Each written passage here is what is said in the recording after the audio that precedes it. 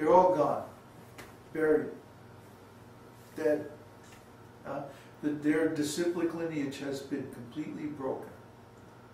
And there are some attempts to reconstruct them later, but of course it's not the real thing. But the Vedic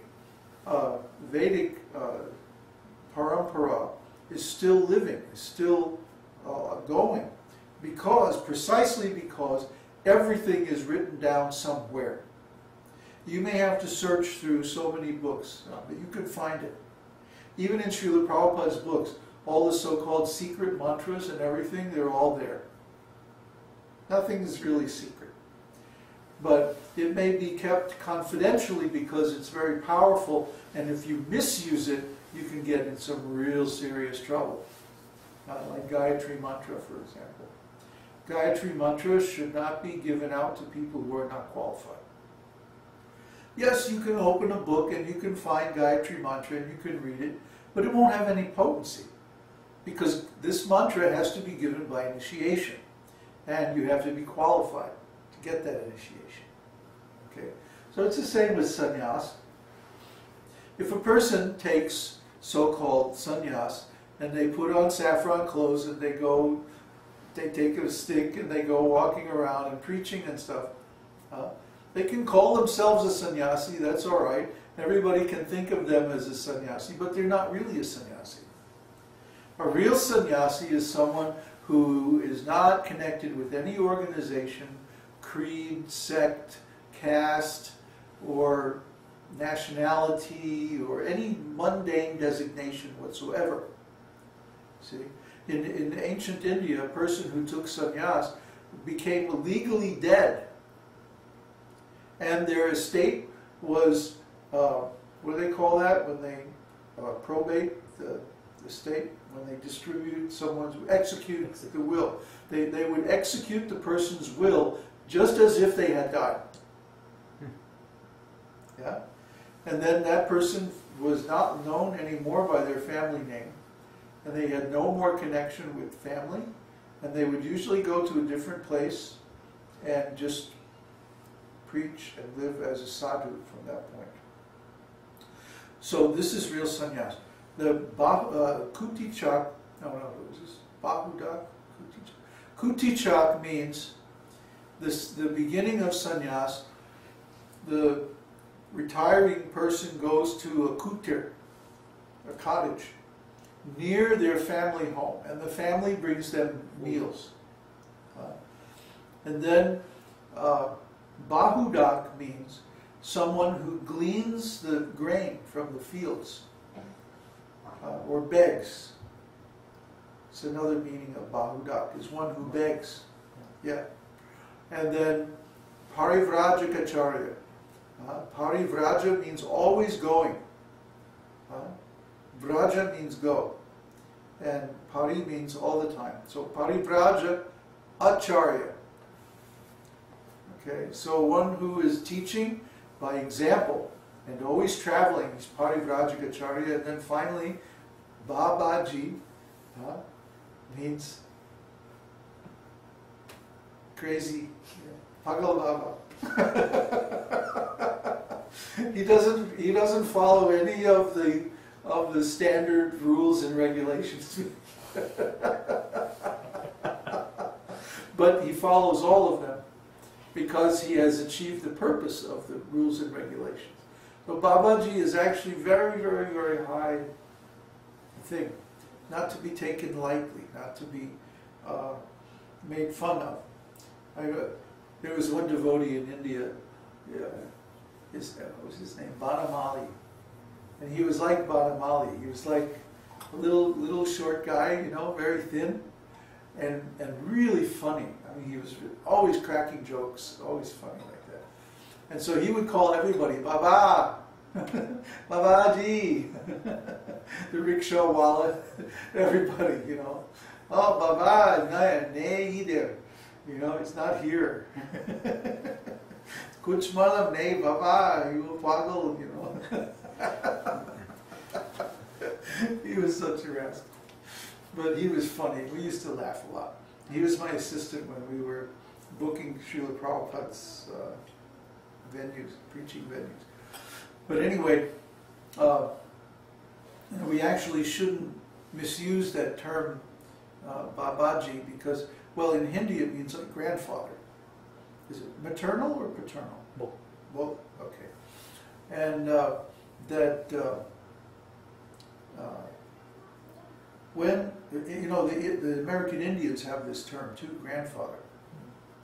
And their idea is that the grandfather represents God. He's like the natural guru. Of course, you know, we know the grandfather likes to spoil the kids, right? But he also gives them the benefit of his wisdom. And the grandfather and the grandmother are the natural spiritual teachers in society because they have so much wisdom and so much experience like that. So, and somehow or other, the final stage of sannyas became known as Babaji, and it's like we're grandpa for everybody. You know, everybody. So this is like Sadguru. Sadguru, there's two kinds of guru. Sadguru is like the Jupiter guru. He represents the planet Jupiter. And he simply gives blessings, you know, just smiles. He's always jolly and blissful and happy, you know. And then the other kind of guru is called Upasguru. Upasguru is like Saturn. You rascal, you better get to work. So these are like initiating guru and instructing guru. Initiating guru is going to be yes, yes, just worship Krishna and Haribol. And instructing guru is going to be like, you do your service, you get up here, you chant your rounds, you do this, keep your clean, everything, and you know, do this, do that. So, you know, in the temple, Srila Prabhupada created a position called Temple Commander. And this is Upasguru. So Babaji actually should be Sadguru. You know, but the practical necessity, there's not so many gurus, so sometimes we have to be a little Upasguru. It's good, you know. It's like if you have some rice and dal, then you put some cayenne and some pickle, you know, and it makes it more tasty, right? But if you eat cayenne and pickle by itself, oh, it's too much. So a little bit of spice really helps, you know, to digest these teachings. Because if we just bliss out, you know, then what happens is we actually lose the ability to appreciate properly. If we're always in bliss, then we don't have anything to compare it to. This is why Sri Ishopanishad says that we should learn both sides. We should learn knowledge and nescience side by side. See? That way we can tell which is which. Otherwise we don't know, and we can be easily deceived. Like Srila Prabhupada, I think I told that every time he tried to get a temple property, the person would try to cheat him. But nobody was ever able to actually cheat Srila Prabhupada, although they could cheat his disciples. They could never deceive Srila Prabhupada. And one time one of the disciples made an observation about this, and Srila Prabhupada said, yes, I am Calcutta man. It's like if you can do business in Calcutta, you can do business anywhere. And we have in the States we have a saying like, yeah, I'm from New York. It's like, you kidding? I'm from New York. Yeah. You know, don't try to cheat me. I've seen it all. You know, I know every game, every con. So also the spiritual master should be like that. Spiritual master means to be wise in the ways of the world, so that he cannot be cheated, cannot be deceived. You know, still sometimes people will deceive, but often it's because we give too much mercy and they take advantage. You know, so sometimes we have to be a little tough, and we are. We're very selective about who we take on as a disciple or who we take on as a student. But this is the duty of a sannyasi. Sannyasi or Babaji, they have to take disciples and guide them and help them attain self-realization. Otherwise, who's going to do it? And how are they going to become self-realized? Who's going to show them? It's one thing to read books, then the practical application requires the personal guidance. So we have to have this ashram system, and the Babaji is the last stage in the Varnashram system.